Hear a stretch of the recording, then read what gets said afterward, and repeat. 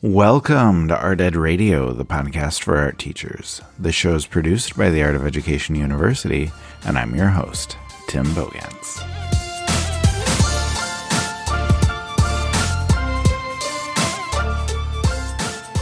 Each year, AOEU asks teachers to answer questions about a variety of topics in art education, and we put all of that together into what we call the State of Art Ed Survey. And we're going to talk about that today, and in this survey, we are asking people to share their experience, their thoughts on all of the trends and topics and issues in art education. And honestly, art teachers come through. It's fantastic. We have so many people that engage with and answer the survey, and we get a really good picture of what's going on in the art ed world. And so we compile all of those results into a downloadable resource. And then along with that, we have an article in the AOEU Magazine that just published on Friday. So obviously we'll link to that so you can read that. We're going to discuss it today. But just one other thing real quick. We've been doing this survey since 2018, I think. And every year there are just some fascinating insights. And it's always really interesting to me to see what teachers have to say, both, what has stayed consistent for those years and what is changing. Okay. And today on the podcast, I will have Lindsey McGinnis and Amanda Heyn with me, and we're going to share some of our thoughts on the State of Art Ed survey results, some of our opinions, and I also want to ask both of them to talk about how you might be able to use some of these survey results to advocate for yourself and your program. So we'll get their expertise as well. But we have a lot to explore here, so let me bring them on now.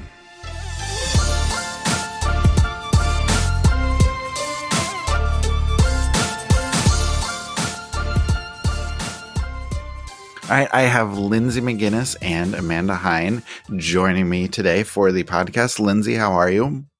Hey, Tim, I'm doing well. Excellent. Thanks for coming. And Amanda, how are you? I am also doing great. I'm so excited to talk about data. We're always excited to talk about data. So yeah, we're gonna jump in today because we have a lot of data and a lot of fun things to chat about with that data. But I guess to get started, I would just love, Lindsey, if you could, to just kind of explain what the State of Art Ed survey is. I talked about it a little bit in the intro, but I would like the official explanation, since you're in charge. The official explanation, since I'm in charge. I feel like we need a sound. Yeah. I know it's not the mailbag, but ding. I don't know. That's what I've got. Putting a lot of pressure on me here, Amanda. Well, every fall we put out a survey on the magazine. That's where you can find it. And we ask art teachers from everywhere to answer some questions about their job and art education, trends, topics, and issues. We compile all the data over the winter, and around this time, we put out all of the results in a download. It has a lot of easy-to-read graphics and some takeaways in another magazine article. And this year, we had over 1,700 art teachers take the survey, which is really exciting. Yeah, that's awesome. I love seeing so many people participating in that. And I remember when we first started, I was afraid we were going to get 14 people to fill out the survey, but there were literally thousands, and there are thousands every year. So I feel like it's a really good snapshot. We get a really good perspective of what's going on. And then I guess speaking of our first year of doing this, Amanda, you've worked here approximately forever, and I would 100 years. Would love for you to just kind of talk us through, I guess, or maybe just give us some historical context about, where this State of Art Ed survey came from. Why did it get started? What are we trying to do with it each year? I feel like I need to start out when I was a child. No. So I think this started way back in 2018. And it really was a way to get a pulse on the field of art education. 1,700 teachers, that's very statistically significant. Yeah. That's not, these results are really giving a snapshot into what is happening in art education right now. We had a few goals back then that continue through to today. So one of them was to really understand what the daily realities of teaching art are. How much prep time are people having? How many students do they teach? What are their biggest challenges? What are their biggest joys? The second was to understand how AOEU can better serve art teachers, right? So how do art teachers feel about the professional development they currently have access to? How supported do they feel by their school community? What topics do they want to learn more about? And seeing this data come in really helps us design content, professional development, curriculum, and graduate level learning that can meet art teachers' real needs. So it's actually very exciting for us to get the results back and then use that to sort of dive in and start planning content. And the third is really to provide this information for art teachers. So it's really interesting to see how your teaching situation stacks up against other art teachers from around the country. And since the beginning, we've always published both key takeaways. So if you don't have a lot of time, we kind of hit the highlights for you. But also we always provide the full report so you can download it and really, really dig into all of the different questions. Yeah, for all of the people who are just as excited about data as we are, right? Right, exactly. Dive in and see the full report. And, I do want to talk about takeaways. I asked you both to do some homework, so we'll get to that in just a second. But, Lindsey, I'd also, I guess, just like to know a little bit more from you just about, who are the people that were filling this out? You said we had 1,700 people fill out the survey, but who are those teachers? Where are they finding it? Where are they coming from? And also, as we're looking for those results, can you just tell everybody where they can find the article, the download, etc.? Yes. So we have K-12 art teachers from all 50 states who have filled out the survey this year. And like you said, 1,700 art teachers filled it out, which is 700 more than last year. So very exciting. Nice. And you can find the results, the takeaways, and the download on the magazine. And it went up on Friday, the 16th of February. Yep. And we will link to that in the show notes for everybody. So it's easily accessible and you can check things out. And then, like I said, we wanted to chat about our takeaways. And so all three of us put together our top 3 takeaways from the survey. And so, Amanda, can I have you first share your top 3 takeaways from the State of Art Ed results? I sure can. Okay, so one thing that really stood out to me was that the rate of burnout among educators has remained really high. This is not necessarily a surprise to me, but what often is a surprise is just how many teachers are experiencing burnout. We've asked this question at least the past few years, and this year, 90% of teachers reported experiencing burnout at least once during the school year, with 67% indicating they feel burned out at least once a month, which is just that's so concerning to me, right? Right. And I think it's really tricky because often systemic issues play a big part in burnout. We're not often in control of how much prep time we get or, how many students are in our class. But we do know that feeling supported and having more agency can really mitigate burnout.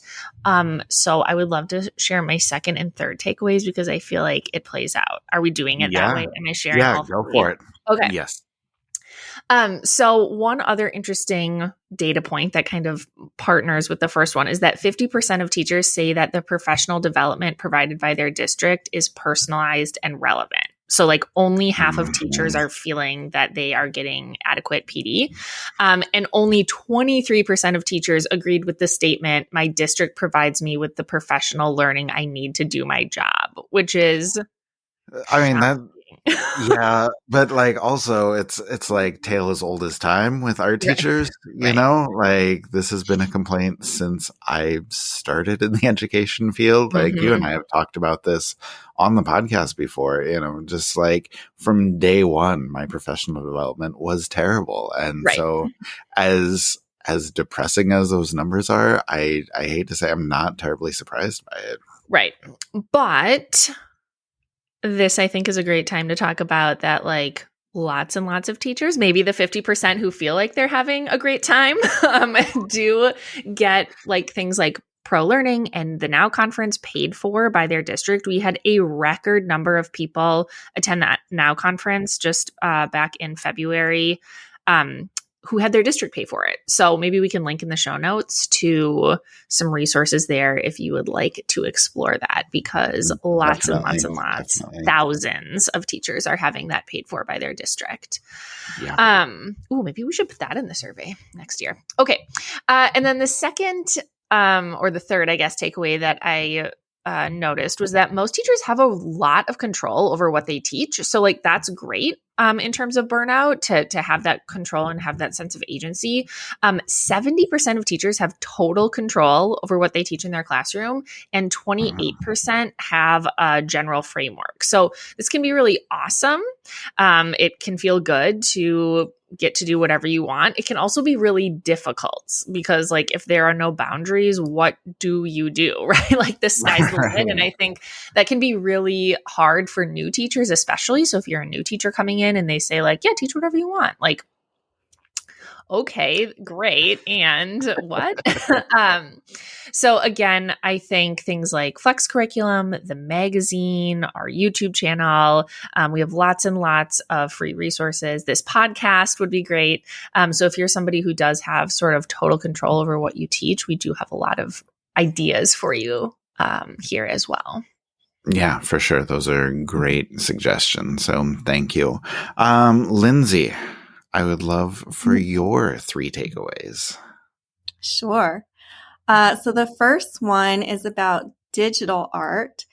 I thought it was interesting that digital art is one area that most art teachers do not feel comfortable teaching. Right. Only 24% of teachers said they feel comfortable teaching it. And I was just surprised because I feel like when I'm on Instagram or social media, I see a lot of videos of teachers using Procreate or other platforms on iPads or tablets. So I was very surprised that the number was so low. On the flip side, more than half, 54% of art teachers said they want to learn more about digital art this year. So that is a really good thing. And I think digital art is really important for our students to learn, especially since they grew up with a device in their hands. Yes, exactly. So they should know how to use it and how to communicate with it and how to visually communicate with it. And I know I think like how to use it for creation, not only consumption. Yes, absolutely. Yes. Create more than consume.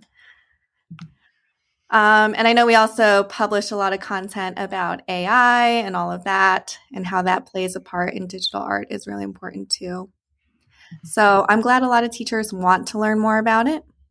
And we do have a lot of content on the magazine, on the podcast, the studio graphic design course where teachers can brush up on their skills to bring this to their students.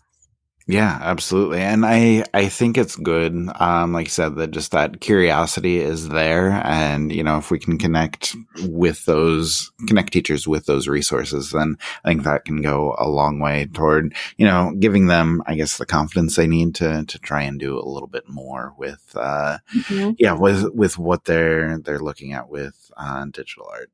So what about takeaway number 2? Takeaway number 2. It's fascinating that also makes sense that magazine subscriptions have tanked over the past few years as curriculum resources. Yeah, that's very true. I remember getting magazines in my mailbox, like a class set, and it was the highlight of my week. And then in our department, we would trade our class sets because we'd only get one class set for all 5 art teachers to share. Oh, yeah. And this was like before all students had cell phones and you had to like rent out a class set of laptops from the library. Yep. So that was one way to bring very colorful pictures and lesson ideas into your classroom. But now that all students pretty much have cell phones and their own devices from COVID, I guess we don't need physical magazines anymore, which is sad. Yeah, no, it's very true. We're losing a lot of collage opportunities. Yes. I also feel like we're just embodying that article that came out a couple months ago about wild things that veteran teachers remember. Yes. And like, when I checked out a laptop cart and brought my magazines around. Yes. Well, it wasn't that long ago. It was just like a few years before COVID, and COVID Yeah. really accelerated tech use. Yeah, absolutely. So, no, that's an interesting one for sure. And then what was your last takeaway? Last one was 78% of our teachers want more hands-on workshops, which we can all agree is the best way to learn art forms, and it's the best way to decompress and to enjoy your job and to stay passionate about what you do. And it's exciting to see this number increase with the amount of videos that people consume. We just talked about create more than consume. So it's exciting that teachers still want to create so much. Yeah, absolutely. I think that's a really good takeaway. And it's interesting because, you know, we do spend so much time just watching people create online. And it's good that we have opportunities to do that for ourselves, and hopefully we can find more opportunities to do that. And then I want to just share my three takeaways really quickly. And if either of you want to chime in on either, please feel free. The first one is kind of related. Lindsey, you said that, you know, not a ton of people feel comfortable teaching digital art, but one of my takeaways is that 90% of teachers feel comfortable teaching drawing and 89 felt comfortable with painting. So everybody feels really good about teaching drawing and painting. And then after that, percentages just like drop off a cliff. And maybe like half of people felt comfortable teaching ceramics, and like you said, a quarter of people with digital art. And so I guess my takeaway from that is that I would encourage people to kind of expand their horizons and to try new things. Like, don't just rely on the drawing and the painting that you're comfortable with. You know, try something new, try and bring something new to your students. And, you know, like we talked about a little bit ago, like there's so many ideas in the magazine. If you subscribe to Pro Learning, like check out a Pro Pack on a medium that you haven't tried. See how, you know, other teachers are doing it. See what you can bring back to your classroom. And then, you know, we have our studio courses too. So if you're looking for a grad course, you want to try something new, you know, maybe jump into, you know, that graphic design one that you talked about, or studio ceramics, and just try something new, expand those horizons, see what you can bring back to your classroom. Second one, I was looking at this sort of from a historical perspective, looking at, you know, what has changed over there. And one of the things where people talk about the biggest problem they have in their classroom, that used to be lack of time. Like, we don't have time to plan, we're teaching too many classes, not enough free time. And that has slowly gone down on the list of problems, and behaviors is rocketed up to the top of the list as far as the biggest issues. And, you know, we just talked about this at the NOW conference with the Art Teacher Roundtable, where we know some of the solutions, but there are just so many problems that we don't know, you know, how to solve them. And that can be a big issue. But it continues to be, a thorn in the side of a lot of teachers. So I thought that was interesting to see, like, how quickly behavior has moved to the top of the list. And then the flip side of that, everybody talks about, you know, their greatest joy in teaching. And so I love seeing that question, seeing what people's responses are to that. And consistently every year, the top two people love watching students grow, both as people and as artists, and they love building relationships. And you know, just kind of thinking about that, and all the great things that the teachers are doing, kind of warms my heart, you know, like it's very nice to see that. And, you know, just giving sort of a positive spin to the end of that, I think is important, because there are still a lot of great things about our job. And I love hearing people talk about what they love about, being an art teacher. So I think those are good. Those are my takeaways right there. But I guess, before we go, rather than just, going through all of the answers and talking about what we noticed. I would love to give people, some ideas of how they can use this data, like what they can do with the results of the survey. So if I can ask both of you, and Amanda, if I can have you go first, just the question would be like, how can teachers use this survey, or how can teachers use the results of this to advocate for themselves or advocate for their program? Yeah, sure. So I think one thing to understand that is that if you're going to make an ask of somebody, which is usually somebody who is an administrator or a curriculum coordinator or a decision maker of some kind, right? Those people in those positions really like information that is quick and easy to digest. They don't have a lot of time. They're very busy. And so this survey really helps put information into those easily understandable numbers. And it really quantifies the art teacher experience, which is hard to do, right? Like art and quantitative data often don't go hand in hand, but here they do. So it also gives you power in numbers, I think. So if you make an ask and you back it up with data, you aren't just using your feelings as validation. Like, I'm not saying your feelings aren't valid. They are. They absolutely are. But you're showcasing how your ask is backed up by thousands of data points from art teachers across the country, which makes a really compelling case, I think. And then Lindsey, did you have anything you wanted to add to that?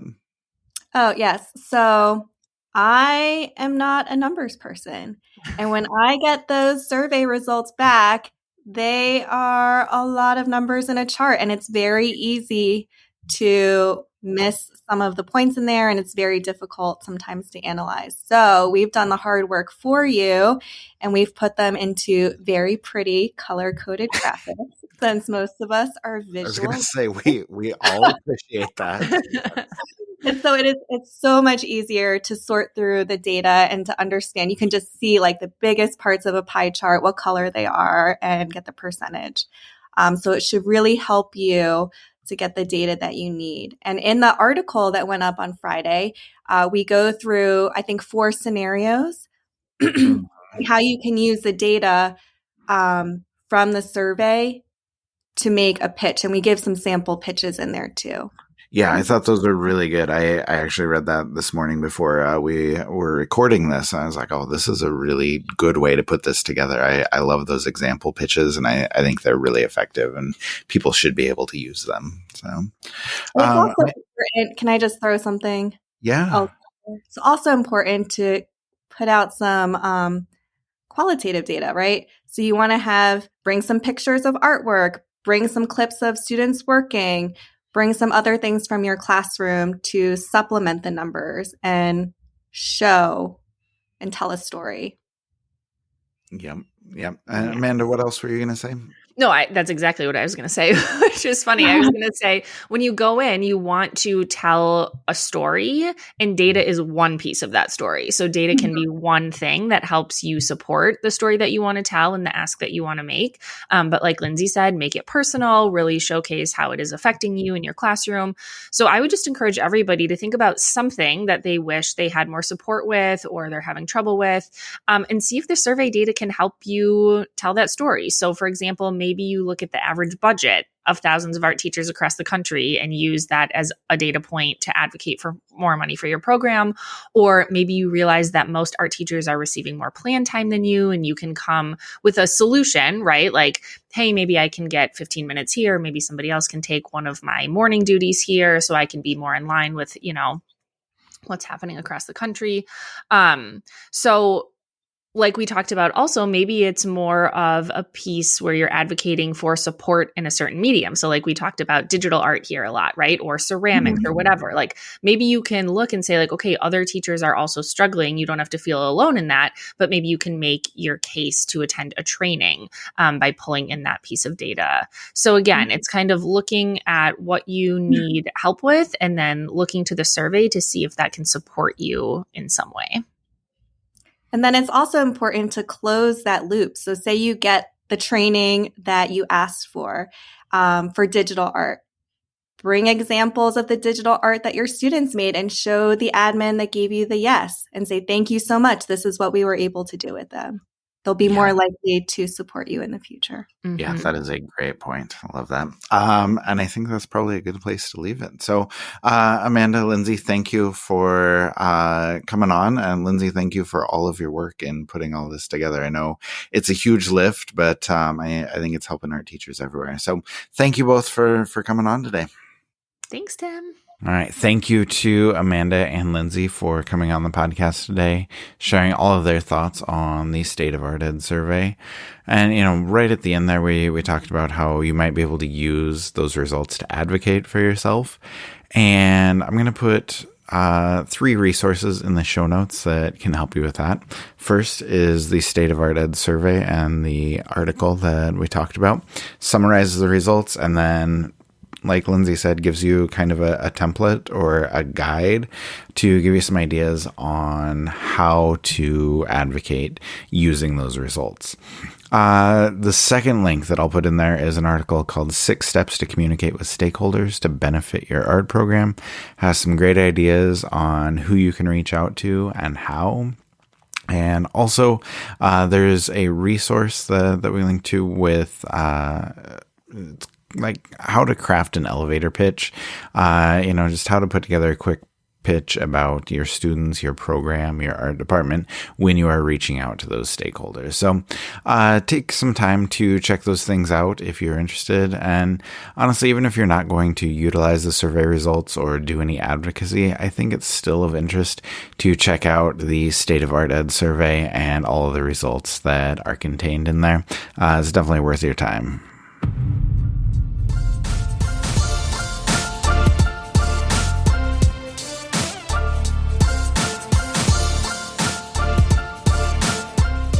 Art Ed Radio is produced by the Art of Education University with audio engineering from Michael Crocker. Thank you, as always, for listening. Kyle Wood will be back on the show next week for always exciting art history talk. And we're 2 weeks away from the next mailbag, so please feel free to send us any questions you want answered at podcasts@theartofeducation.edu. Thank you. We'll talk to you next week.